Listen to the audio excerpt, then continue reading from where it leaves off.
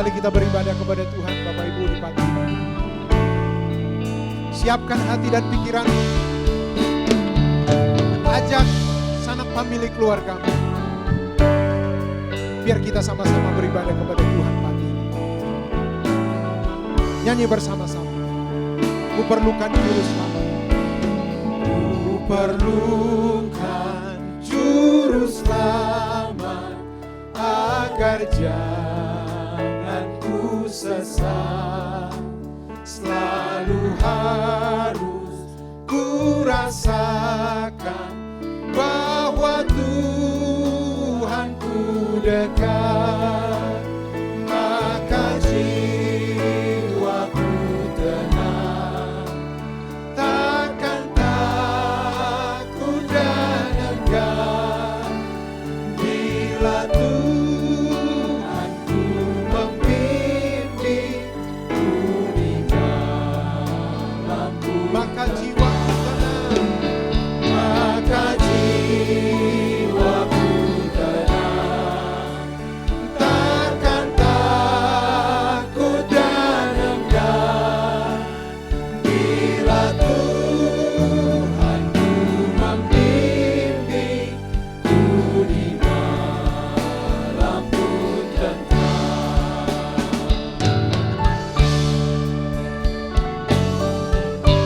perlukan juru selamat karena imanku lemah.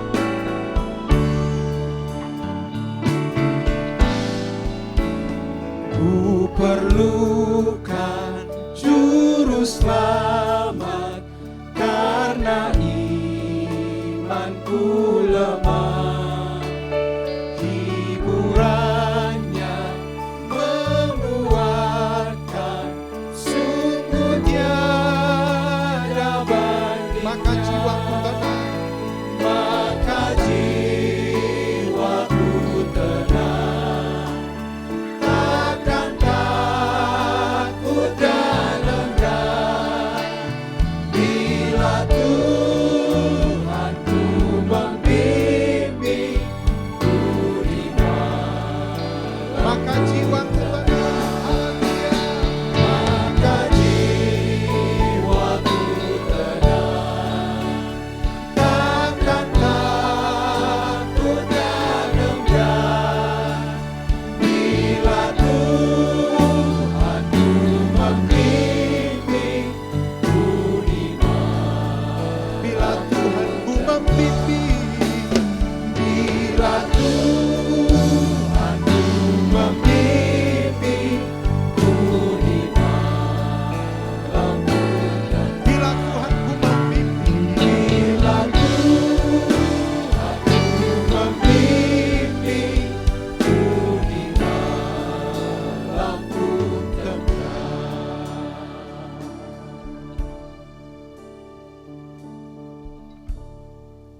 Kami tabiskan ibadah kami pagi ini bersama sidangmu dimanapun berada. Bapa, segala hormat bagimu. Di dalam nama Tuhan Yesus kami berdoa mengucap syukur. Amin.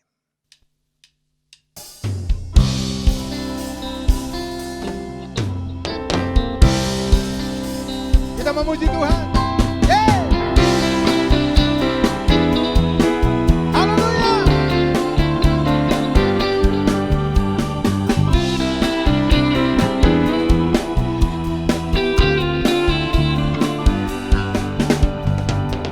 Bersama kita di sini, satukan hati dalam kasih untuk memuji. Masukkan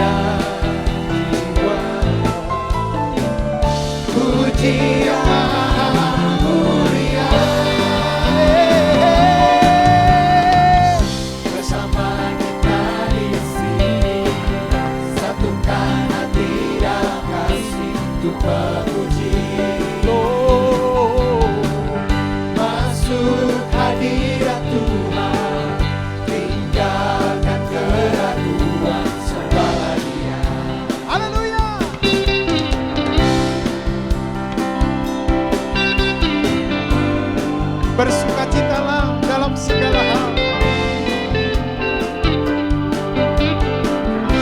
Pengharapanku hanya Yesus saja yang mati atas Golgota. Dia gembala jiwaku yang sungguh. Yesus dia harapan. Yesus harapan. Yesus harapan jiwaku, jiwamu. Yesus Bapa dosaku. Haleluya. Ya pohon selamat dan kesenanganku. Yesus dia harapanku. Haleluya. Dia membelaku. Dia juga membela saudara. Naikkan pujian ini Bapak Ibu. Haleluya. Membelaku dalam pencobaan, bebaskan dengan kuasa-Nya. Budi tegakkan kokoh bagai karang. Yesus dia harapan. Nyanyikan Yesus harapan. Yesus harapan jiwaku. Oh, Yesus pelepas dosaku. Haleluya. Ya pohon selamat dan kesenanganku. Yesus dia harapanku. Yesus dia harapanku. Haleluya. Yesus dia harapanku.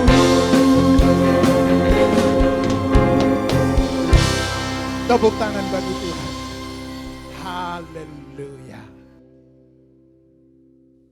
Kami butuh Engkau berbicara kepada kami saat ini Tuhan.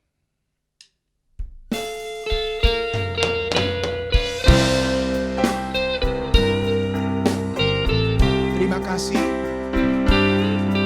buat kesempatan ini. Banyak hal yang tidak kami mengerti, tapi Engkau begitu sabar mendampingi kami.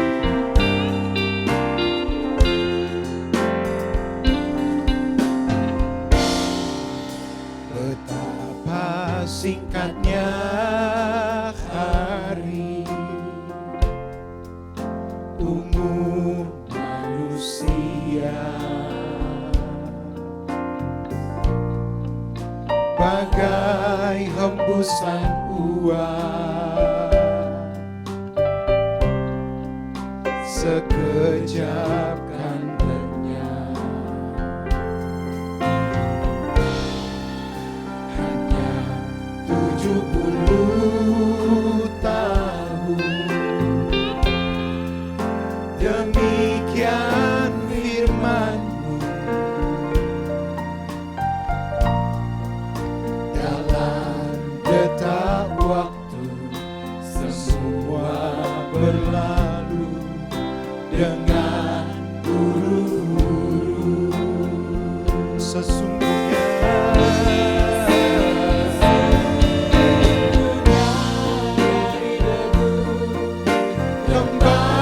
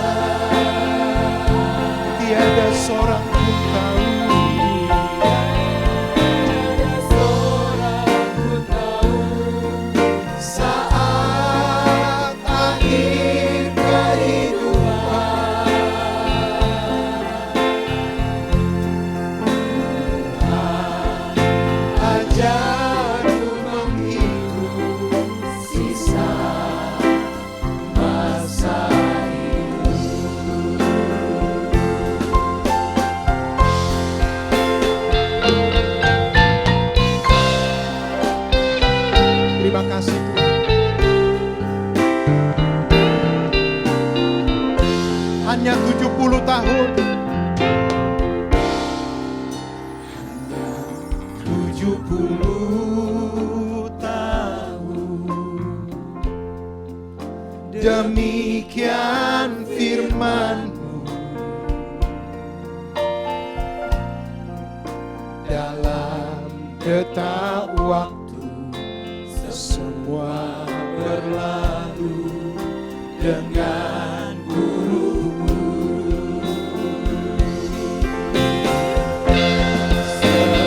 Sesungguhnya dari debu kembali kepada debu. Setiap insan bermula masuk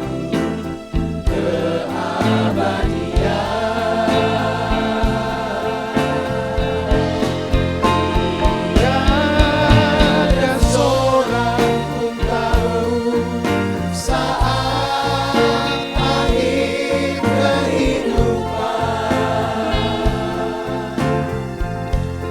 Tuhan ajarku menghitung sisa masa hidup. Sesungguhnya dari debu kembali kepada debu. Setiap insan berpulang,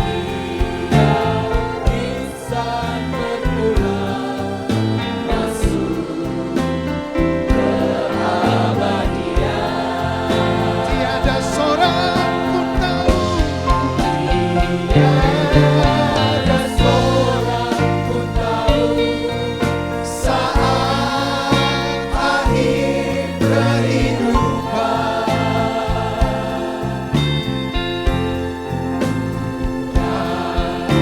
Ajarku menghitung sisa masa hidup. Tuhan ajarku menghitung, ajarku menghitung sisa masa hidup.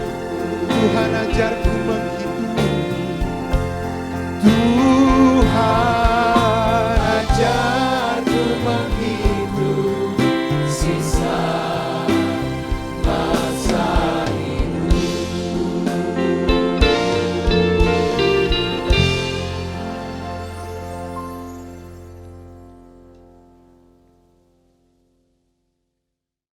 Tetap di dalam hadirat Tuhan, dalam mengikuti ibadah ini. Dan sekarang saya undang untuk bangkit berdiri, kita mau bersatu dalam doa. Mari kita berdoa. Tuhan Yesus, terima kasih penyertaan Tuhan sepanjang kehidupan kami sampai hari ini. Lebih-lebih hari ini Tuhan, kami masih diberi kesempatan untuk mengikuti ibadah online kami. Tuhan berkati dari awal, pertengahan sampai akhirnya, mengurapi semua kami yang melayani Tuhan. Berkati juga sidang jemaat-Mu yang begitu setia mengikuti ibadah online kami. Dan biarlah semua Tuhan yang disampaikan sebentar menjadi kekuatan buat kami dalam pengiringan kami kepadamu ya Tuhan. Terima kasih Tuhan. Hanya di dalam nama Tuhan Yesus kami berdoa dan kami selalu mengucap syukur. Haleluya, amin. Silakan duduk. Tuhan memberkati, selamat beribadah.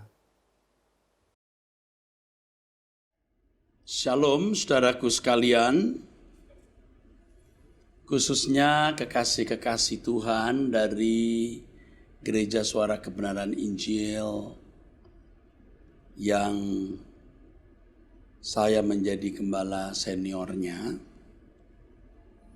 Saudara, saya beberapa kali mendengar orang berkata bahwa khotbah saya itu sama saja, khotbah saya itu tidak berubah. Begitu, saudara. Tentu saja hal itu baik untuk koreksi bagi saya. Tetapi saudara, saya menggumulinya beberapa bulan belakangan ini. Mengapa orang berkata khotbah saya sama saja? Sementara saya merasa tidak. Karena tentu sebagai seorang pengajar, saya mengerti apa artinya kurikulum, apa artinya kontrak perkuliahan. Tentu seorang dosen tidak bisa mengajar kepada mahasiswa dengan tema yang sama. Harus berbeda atau mengalami proses perkembangan. Demikianlah saya merasa, saudaraku, bahwa yang saya sampaikan itu ada perubahan. Makanya saya menikmati juga apa yang saya sampaikan. Saya benar-benar menikmati. Nah, ternyata saudara, penyebabnya itu ini. Sekarang saya baru tahu. Ketika orang tidak sungguh-sungguh mempersoalkan kekekalan, maka ia akan menganggap semua khotbah yang menyinggung kekekalan dianggap sama saja. Padahal tidak, memang tema besarnya itu kekekalan, saudara. Itu tema utama.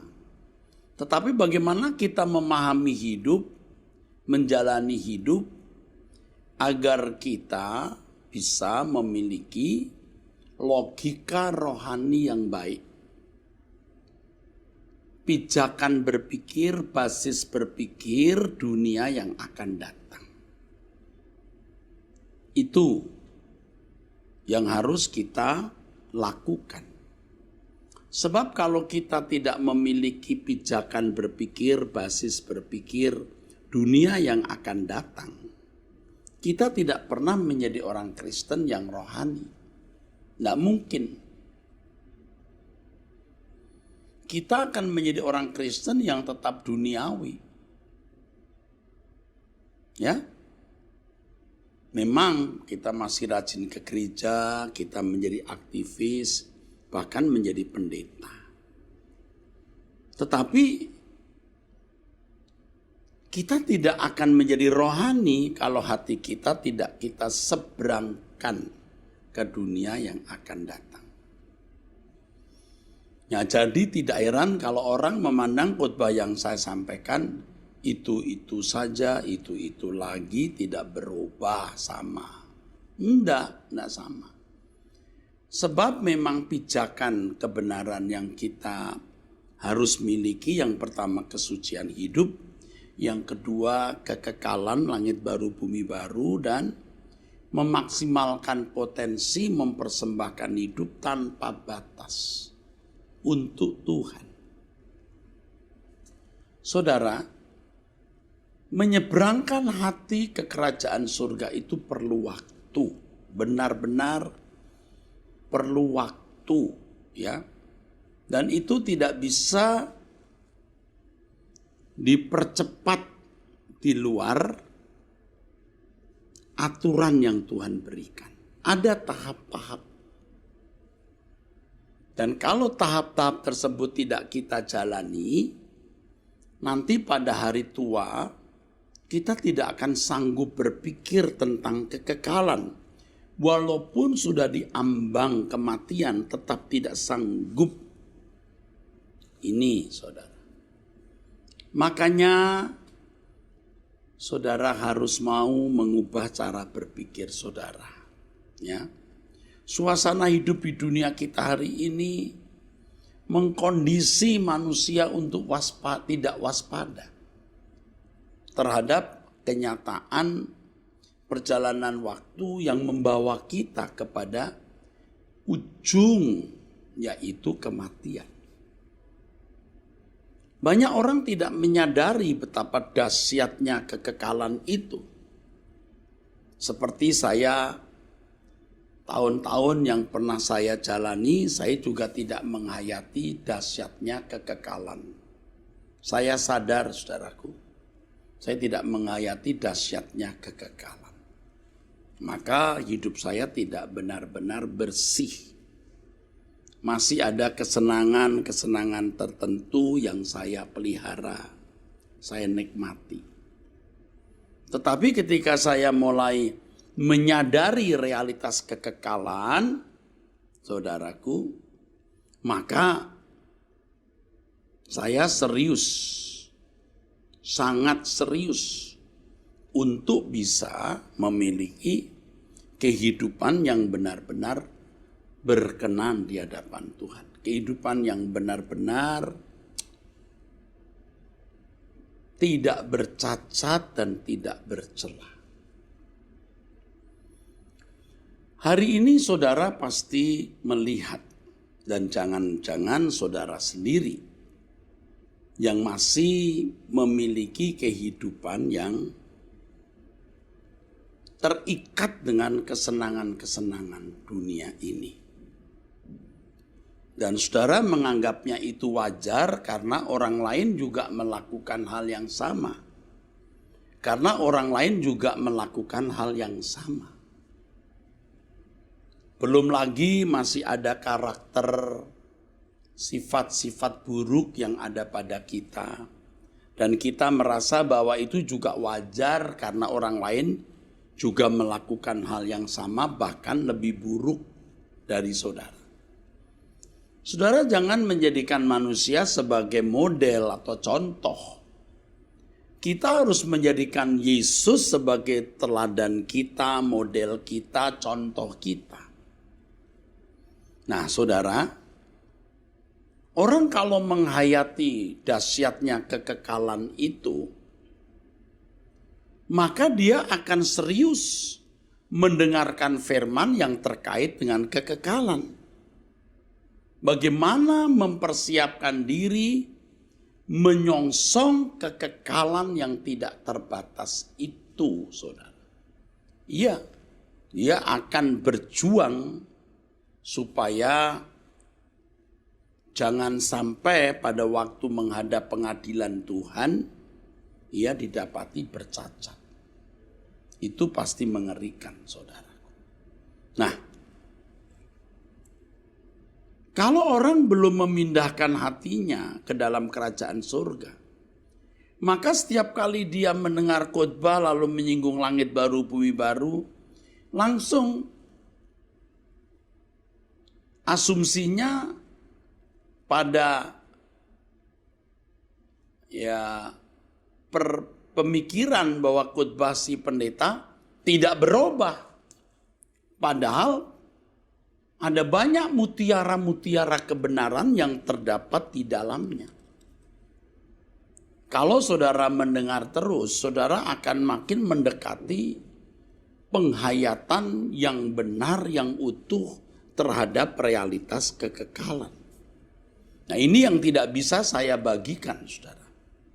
Bagaimana mengerikan keadaan orang yang ada di hadapan pengadilan Tuhan atau orang yang diambang kematian, tetapi masih menggenggam banyak kesenangan, masih menggenggam kesalahan-kesalahan, masih didapati bercacat dan bercela. Dan kengeriannya tidak terbayangkan, saudara. Dan tidak bisa dibayangkan sekarang pada saat ia lagi bercinta dengan dunia ini, tidak terbayangkan. Dan tidak mau mengerti. Sama seperti anak-anak muda yang sedang jatuh cinta. Misalnya anak gadis yang sedang jatuh cinta. Jatuh cinta kepada pria yang orang tua tahu pria itu tidak mungkin dapat membahagiakan. Orang tua tahu pria itu bukan pria yang baik. Orang tua berusaha untuk menasehati dan mencegah. Tetapi si anak gadis sudah terlanjur jatuh cinta. Wah, saudaraku, susah sekali menjelaskan. Kasus seperti ini karena sudah saya temui, saya jumpai berkali-kali dalam kehidupan jemaat. Jadi saya mengerti benar kasus seperti ini sudah terlanjur ada dalam percintaan dunia. Kenapa terlanjur dalam percintaan dunia? Karena selera jiwanya sudah terikat, terbelenggu oleh perkara-perkara dunia itu. Seperti Yakobus pasal 4 ayat 1 sampai ayat yang keempat. Sudah terbiasa mengumbar keinginan. Nah, kalau sudah mengumbar keinginan, maka dia akan terbiasa dipuaskan oleh keinginan-keinginan, dipuaskan oleh apa yang diingini tersebut. Ya, sama kan kalau kita menyenangi sate kambing misalnya. Kalau seseorang menyenangi sate kambing, dia sudah biasa menikmati sate kambing, enak. Besok lagi dia cari sate kambing. Besok lagi dia cari sate kambing. Orang yang menyukai masakan Padang, wah, enak. Ya, kalau pergi ke luar negeri yang dibayangkan nasi Padang, mendarat di Bandara Soekarno-Hatta, berhenti dulu di restoran Padang. Kenapa? Tesnya itu tes masakan Padang. Tesnya itu tes masakan tertentu, saudara. Yang lain jadi tidak enak. Mau mahal harganya juga tidak enak karena tesnya sudah tes tertentu. Sama dengan tadi seorang wanita yang terlanjur sudah jatuh cinta kepada seorang pria. Wah, tidak bisa dinasehati. Hatinya sudah terikat. Diberi nasihat apapun, bagaimanapun nggak mau tahu. Nah, kadang-kadang orang tua sudah putus asa, akhirnya ya sudah diluluskan saja, ya, diluluskan saja, menikahlah. Apa yang terjadi, saudara? Tidak usah sampai 5 tahun, baru 2 tahun sudah nangis. Tapi sudah terlanjur pernah menjadi istri atau sudah menjadi istri pria itu, sudah punya anak misalnya. Sebagian harta juga sudah dipakai oleh si pria. Ya memang waktu pacaran tidak kelihatan, saudara, belangnya. Waktu bulan madu juga, wah, tutup mata itu si perempuan melihat kekurangan kelemahan si pria itu. Wah, ternyata dia bukan hanya malas, bukan hanya tidak memiliki potensi, tidak memiliki keahlian untuk mencari nafkah, tapi hanya menjadi benalu yang menggerogoti. Namanya simbiosis parasitisme. Baru, udah. Nggak kebayangkan? Tidak kebayangkan hal ini pada waktu pacaran? Enggak. Belum kalau pria ternyata suka judi online. Ternyata si pria juga suka main perempuan. Nah, jangan ya sekali-kali ikut judi online, pinjaman online. Saudara itu masuk lumpur. Sebagai gembala saya sudah berkali-kali ketemu orang yang hancur nih gara-gara judi online atau pinjaman online. Saya belum pernah melihat orang yang melakukan hal ini lalu diberkati, tidak ada. Tidak pernah. Pasti hancur. Apalagi judi online pasti hancur. Nah, baru itu si perempuan nangis. Nggak kebayangan pada waktu pacaran hal seperti ini. Seandainya waktu itu nurut, kamu tidak akan mengalami hal ini. Tapi baiklah, Ini masalah jodoh, masih hidup di bumi, masih ada peluang untuk membenahi diri. Kalaupun gagal membenahi keluarga, masih punya kesempatan membenahi diri dan menatap hari esok dengan kehidupan yang baru. Nah, bagaimana kalau sudah neraka? Sudah terpisah dari Allah Bapa? Apa yang mau diharapkan? Apa yang mau diandalkan, saudara? Tidak ada. Ngeri, saudaraku. Nggak ada yang diharapkan, tidak ada yang diandalkan. Tidak ada. Mengerikan itu, saudara. Mengerikan sekali. Ketika tertolak dari hadirat Allah, wah, itu ngeri sekali. Tidak ada jalan balik. Tidak ada kesempatan untuk dipulihkan kembali. Kengerian terpisah dari Allah ini tidak terbayangkan, saudara. Tidak terbayangkan. Hari ini banyak orang-orang yang benar-benar sombong, keras kepala, tetapi tidak menyadari hal tersebut karena ia merasa hidupnya wajar. Merasa ia hidup wajar.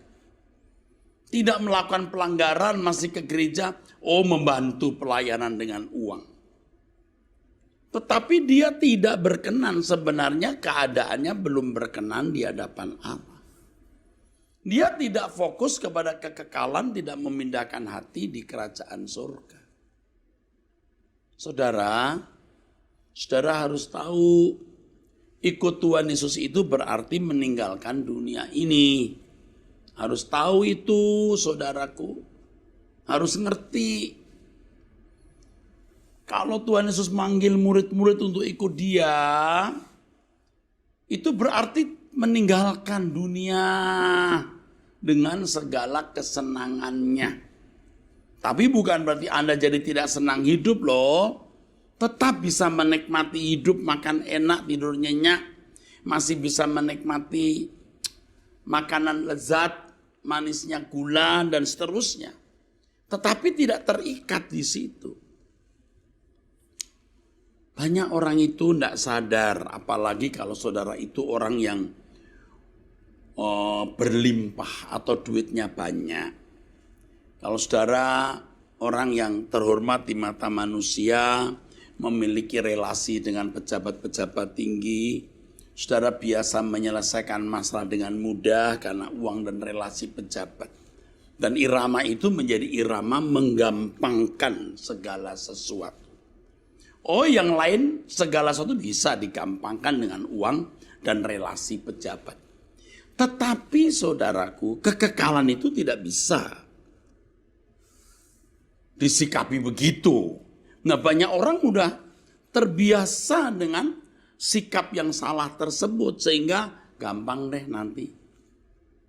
Untuk yang lain, walaupun tidak boleh juga sebenarnya menggampangkan sesuatu itu tidak boleh. Tetapi kalau itu menyangkut hal yang fana, maklum deh. Tetapi kalau menyangkut kekekalan, Anda tidak boleh, nggak bisa.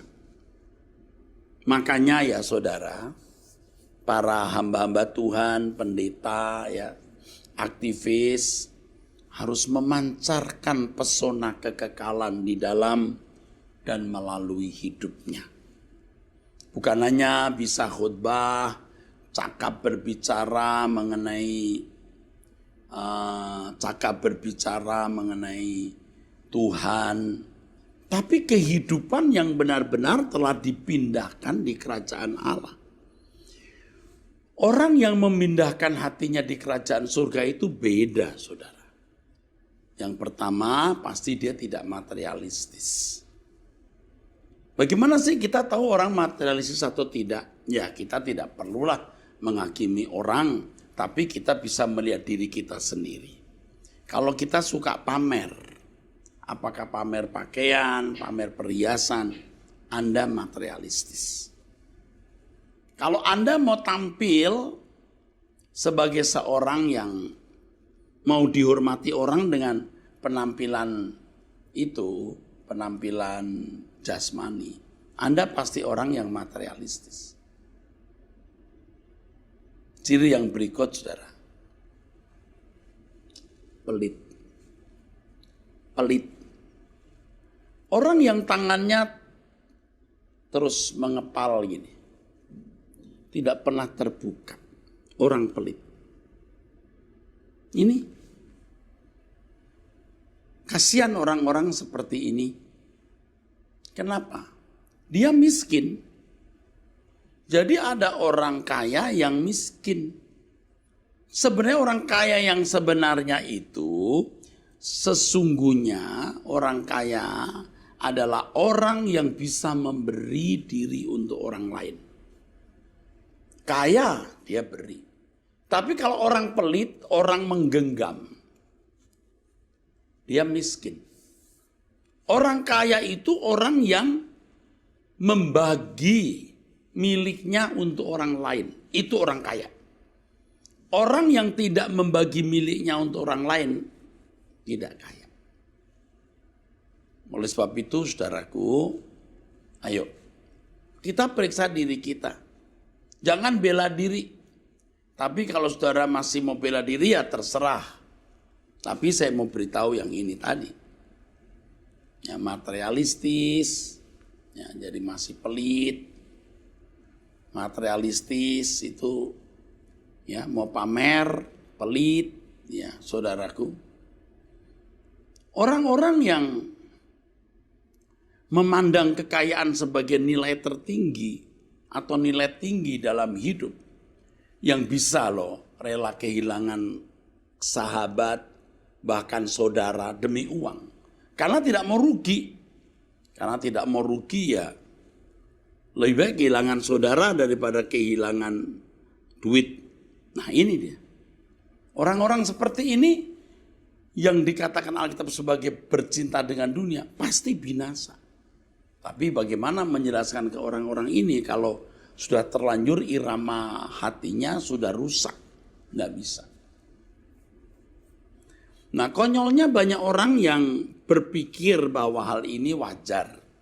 Ya, kalau salah nanti minta ampun. Ya, aku masih ke gereja katanya. Ndaklah kalau sampai masuk neraka. Loh, jangan main-main saudara. Saya bersyukur ya makin hari itu saya melewati hari-hari maksud saya. Di mana saya sudah menjadi Kristen dari kecil. Sudah melayani Tuhan ada 40 tahun. Saya jadi meragukan kalau bertemu Tuhan ini Tuhan berkenan tidak dengan keadaan saya. Dan saya serius memperkarakan hal itu. Saya serius. Ini yang benar-benar menakutkan saudaraku. Benar. Jabatan pendeta saya tidak memberi nilai di hadapan Allah. Ketua sekolah tinggi teologi atau jabatan-jabatan lain. Tidak ada nilainya. Jika tidak disertai hati yang mengasihi dan menghormati Allah. Hati yang mengasihi dan menghormati Allah. Itu saudara.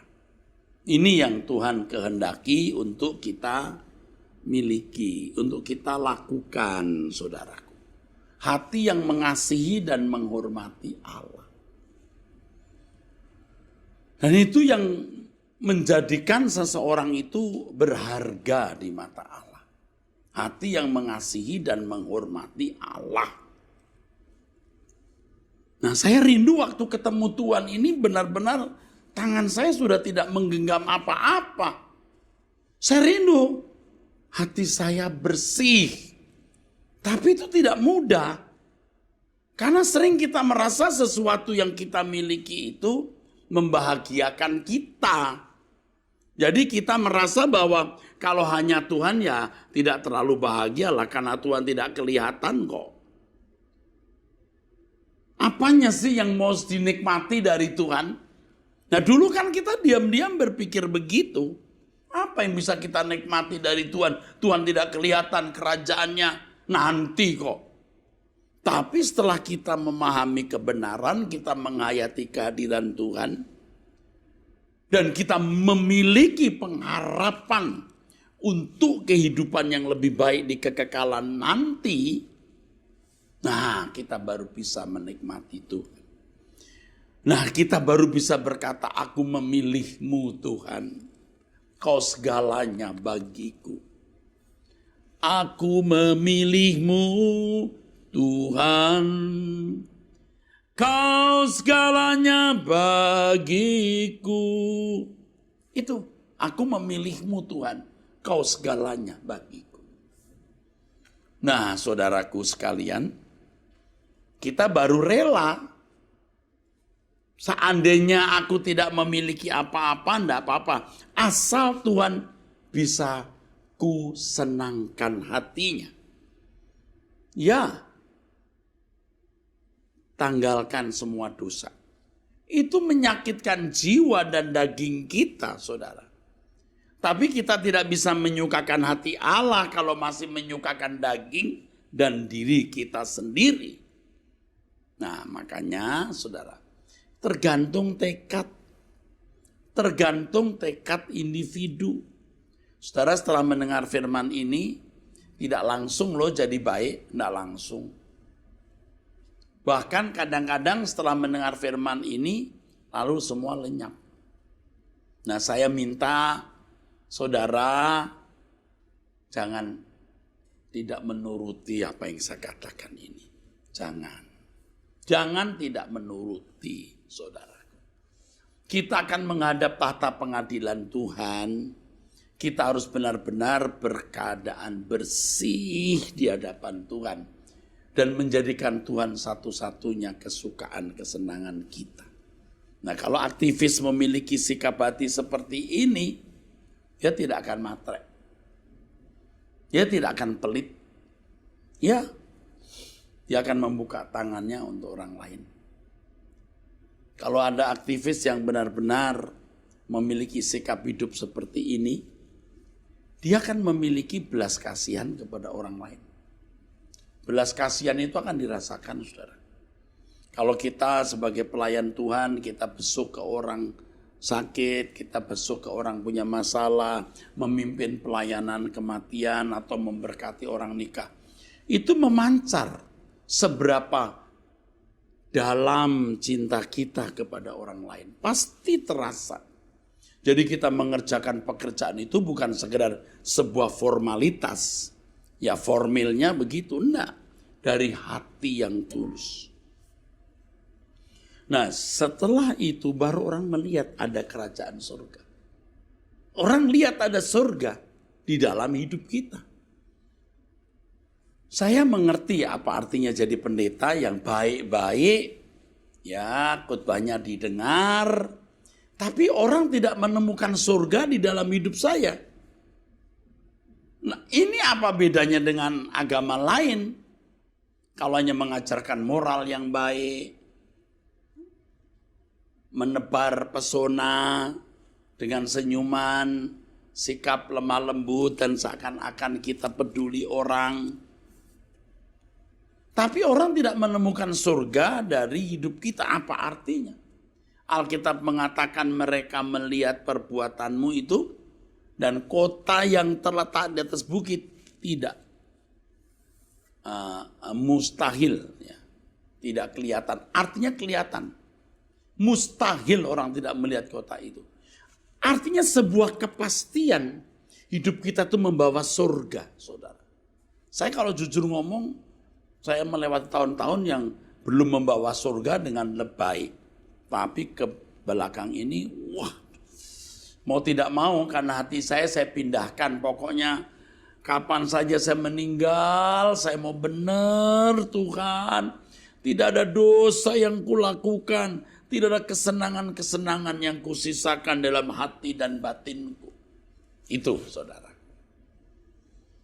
Kasihan saudaraku, hidup ini tragis saudaraku. Banyak orang yang tidak mengerti hal ini dan sedang menuju kegelapan, saudara. Kasihan banyak orang bodoh. Di Lukas 12 ayat 16-21 ada orang kaya juga ternyata tidak bahagia dengan kekayaannya. Ini banyak orang miskin pengen kaya lagi. dan merasa dengan kekayaan itu dia bahagia. Aduh, bodoh. Dan ternyata dia tidak pernah jadi kaya juga. Dengan dunia yang makin kapitalistis ini. Yang miskin tetap miskin saja itu. Yang miskin menjadi kaya ada, tapi tidak banyak. Biasanya yang miskin tambah miskin, saudaraku.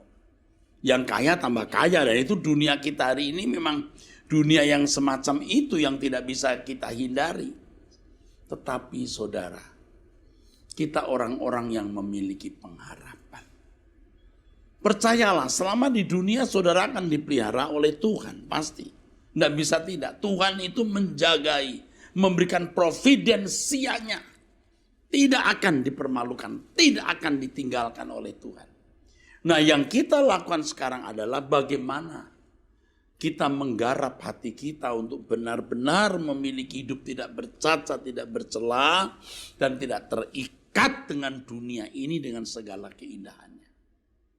Makanya sering saya mengajarkan jemaat, mengajak untuk ya menstimulasi gitu ya. Hidup, kalau dalam bahasa teologi ada simulasi. Kita menstimulit jiwa kita untuk takut akan Allah, untuk lebih gentar akan Dia. Lalu kita mengadakan simulasi, artinya seakan-akan kita ada di hadapan pengadilan Tuhan. Tuhan, periksalah hatiku. Aduh, ngeri saudara. Kalau masih punya dosa itu ngeri saudara. Mengerikan saudara. Nah, kalau saudara peduli dengan kekekalan ini, saudara tidak akan merasa bosan mendengar khotbah saya. Tidak akan. Saudara akan ikuti terus. Dan setiap khotbah walaupun ayat sama, tema yang sama, pasti pendalamannya beda. Atau paling tidak urapan Roh Kudus yang memberi dampak untuk kehidupan rohani saudara itu beda. Daripada saudara merasa sama saja khotbahnya, Anda merasa khotbah saya sama saja. Ya terserah, bukan saya mau bela diri. Silahkan saudara mau dengar khotbah orang mana, pendeta mana, oh silahkan, baik juga, bukan tidak baik. Silahkan. Tapi jangan sampai karena saudara tidak menyeberangkan hati di surga, maka saudara merasa khotbah saya sama saja. Tidak sama. Ibarat sebuah gambar itu resolusinya dirapatkan, makin rapat resolusinya. Beda. Makanya kita harus punya cara pandang, dimensi pandang yang berbeda dengan anak dunia. Kita saudaraku, jika sungguh-sungguh di dalam Tuhan, sebenarnya kita bukan hanya menyelamatkan diri kita. Kita juga menyelamatkan orang-orang yang kita kasihi. Kita juga menyelamatkan orang-orang yang kita kasihi. Makanya kita jangan ragu-ragu menyeberangkan hati kita ke kerajaan surga. Seberangkan itu. Anda bisa jadi rohani. Anda bisa jadi murah hati. Anda akan rela berkorban apapun demi kerajaan Allah. Dan kita ikut menyelamatkan. Menyelamatkan keluarga kita, anak-anak kita. Jadi kalau dulu saya berkata, Tuhan lindungi ya keluargaku, lindungi anak-anakku ya Tuhan. Begitu gampang, begitu tuh mudah. Tapi makin hari saya makin tahu bahwa saya harus layak untuk menerima pertolongan Tuhan. Maka aku harus bersahabat dengan Dia. Dan untuk bersahabat aku harus memiliki kehidupan yang tidak bercacat, tidak bercela, dan tidak terikat dengan dunia. Aku berani mempercayai Allah itu hidup. Allah tidak akan mempermalukan saya. Allah yang akan menyertai sampai kesudahan zaman. Jadi saudaraku sekalian, mari kita memiliki logika rohani. Logika rohani yang berpijak, yang berangkat, yang berbasis pada dunia yang akan datang. Pokoknya LB3, LB3, LB3, LB3. Ucapkan LB3, LB3, LB3. Ucapkan. Sampai Anda memiliki warna jiwa itu bisa berubah. Yang tadinya fokusnya dunia sekarang, nanti berubah. Saya ngomong jujur ya, saudara, bukan menghakimi siapa-siapa ya. Kalau orang belum fokus langit baru, bumi baru, cara berpikirnya, basis berpikirnya, pijakan berpikirnya belum langit baru, bumi baru. Saudaraku, wah, nggak bisa jadi rohani. Nggak bisa. Hidupnya juga tidak akan bisa menjadi berkat bagi orang lain. Ia tidak akan bisa menikmati persekutuan dengan Allah. Dan tentu orang-orang seperti ini tidak hidup di hadirat Allah. Nggak bisa. Berpijaknya salah. Nah, banyak orang-orang yang belum memiliki pijakan berpikir yang benar ini. Nah, ini yang menyedihkan saya sebenarnya, saudara. Saya gusar, apalagi kalau itu jemaat yang saya layani, apalagi para aktivisnya. Sedih. Tidak berpijak pada dunia akan datang.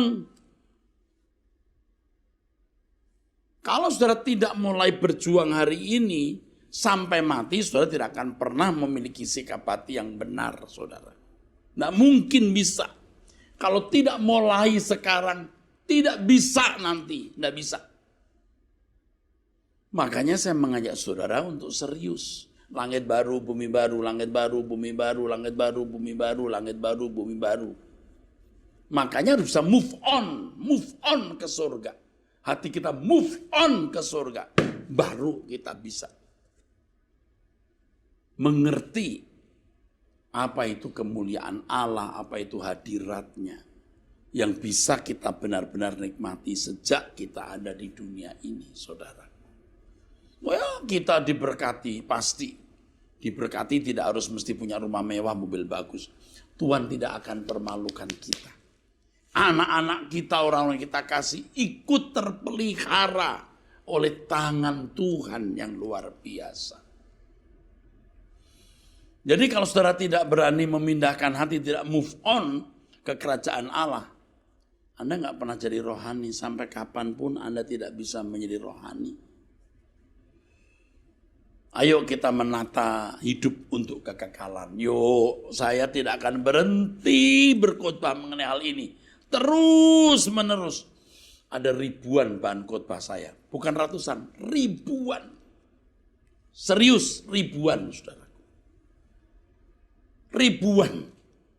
Tapi kalau kita belum memindahkan hati kita di kerajaan Allah, tidak bisa menata hidup untuk kekekalan. Makanya pemazmur mengatakan di Mazmur pasal 90 ayat 10-12 apa? Ajar aku menghitung hari supaya aku memiliki hati yang bijaksana.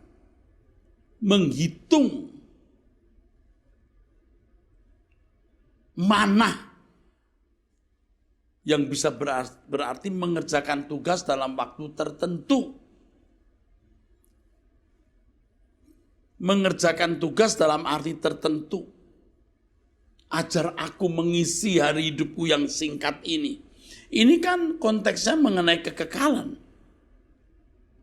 Jadi apa yang dikatakan dalam Mazmur pasal 90 itu, saudaraku, ayat 10 kita mulai. Ya. Itu sebenarnya bicara mengenai kekekalan itu. Loh iya. Mari kita lihat ya. Masa hidup kami 70 tahun. Dan jika kami kuat 80 tahun. Ya kan? Ya kan? Soal umur. Dan kebanggaannya adalah kesukaran dan kebanggaannya adalah kesukaran dan penderitaan. Sebab berlalunya buru-buru dan kami melayang lenyap. Coba deh kita menghitung hari-hari kita. Betapa singkatnya waktu yang kita miliki. Dan kita harus benar-benar memindahkan hati kita di kerajaan surga. Aduh, saya sedih kalau mendengar orang berkata, khotbahnya kok sama Pak? Nggak sama. Ini sekarang yang ini itu sama, saya tahu. Tapi pasti kedalamannya beda, perasaannya beda. Ada kata kalimat yang pasti masuk yang tidak pernah atau belum pernah saya ucapkan. Paling tidak momentum saat ini tidak akan Anda dapatkan di kesempatan yang lain. Saudaraku, dengan tekun kita mempersiapkan kehidupan yang sesungguhnya, kehidupan yang sejati nanti, maka kita mulai belajar dipisahkan dari dunia ini. Dipisahkan dari dunia artinya kita tidak memiliki lagi cara berpikir seperti anak-anak dunia. Kita tidak bisa lagi dibahagiakan oleh hal-hal dunia, oleh kekayaan dunia, atau berbagai fasilitasnya. Benar, saudaraku. Nah, kita baru benar-benar menjadi anak Allah yang bisa menyukakan hati Allah. Jangan kita menganggap ringan hal ini.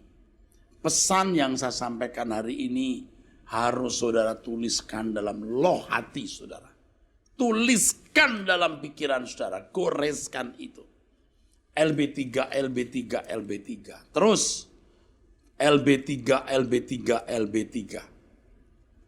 Tuhan masih memberikan kita waktu, berarti dalam waktu ini masih ada kesempatan. Kesempatan untuk berubah. Jadi tetaplah saudara bersama dengan Gereja Suara Kebenaran Injil ini, yang prinsipnya adalah kesucian hidup langit baru, bumi baru, dan hidup sepenuhnya dipersembahkan bagi Allah untuk kemuliaannya.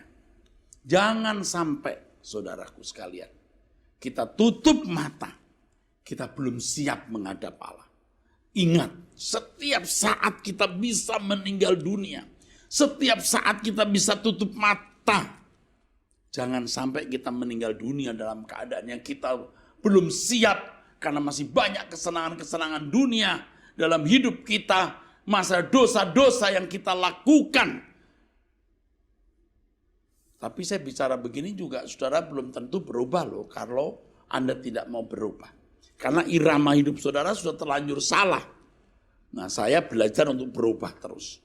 Menjaga perasaan Bapa di surga. Bagaimana sikap hidupku, perkataanku, pikiranku benar-benar tidak melukai hatinya. Tergantung saya. Ya, kalau ada niat yang tidak benar di pikiran saya atau ada mau maksud-maksud tertentu yang Tuhan tidak berkenan, saya berkata, tidak ada yang bisa memaksa saya berbuat dosa. Dan Tuhan tidak memaksa saya berbuat baik. Tetapi saya memilih berbuat baik.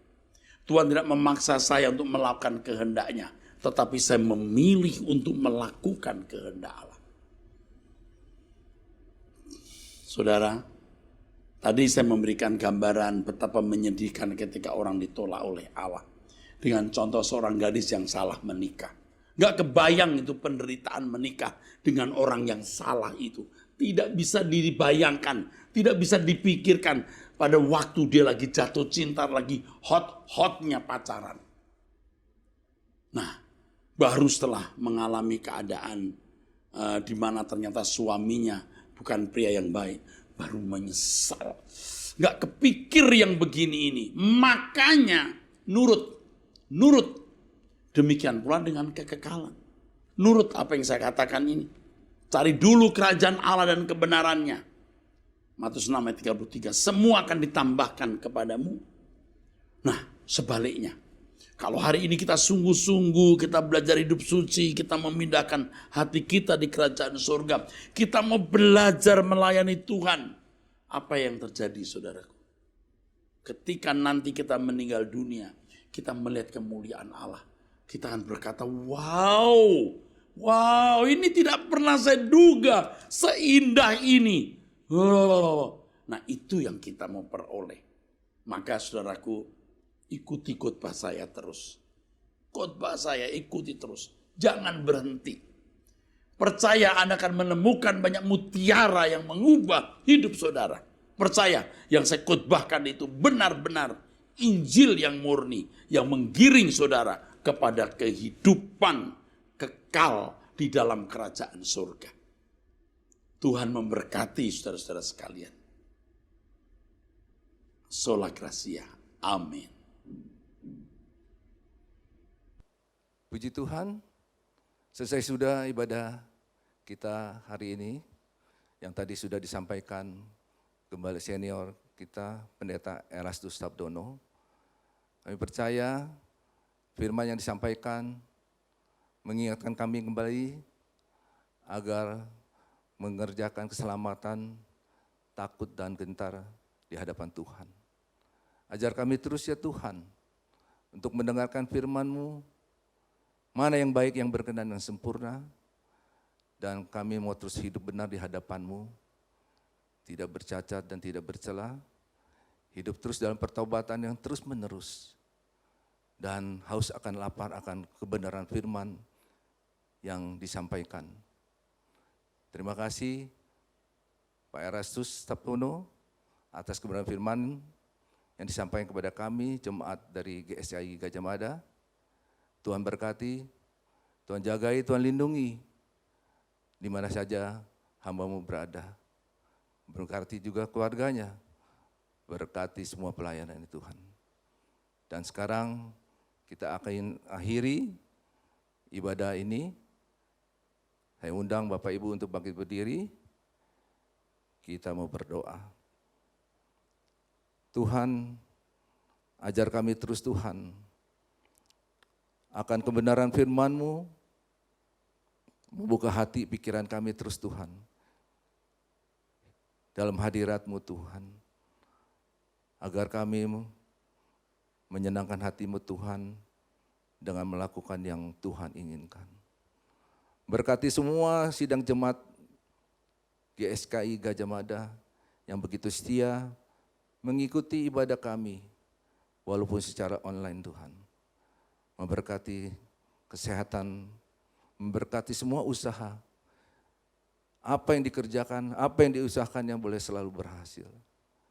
Beri terus Tuhan kekuatan hikmat-Mu, kuasa-Mu dan campur tangan-Mu Tuhan. Dan memberkati tangan-tangan yang sudah mengembalikan persembahan untuk gereja-Mu di tempat ini Tuhan. Buat yang belum bisa mengembalikan, Tuhan juga memberkati.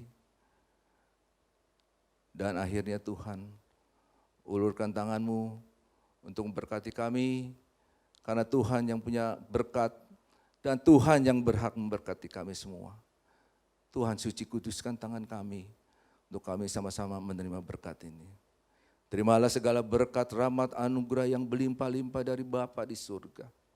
Kasih karunia, kasih sayang, kasih setia dari Tuhan Yesus. Damai, sejahtera, dan sukacita dari Roh Kudus menyertai kita semua dari mulai hari ini sampai selama-lamanya. Bapak Ibu yang percaya sudah menerima berkat ini, mari katakan bersama, amin. Tuhan memberkati.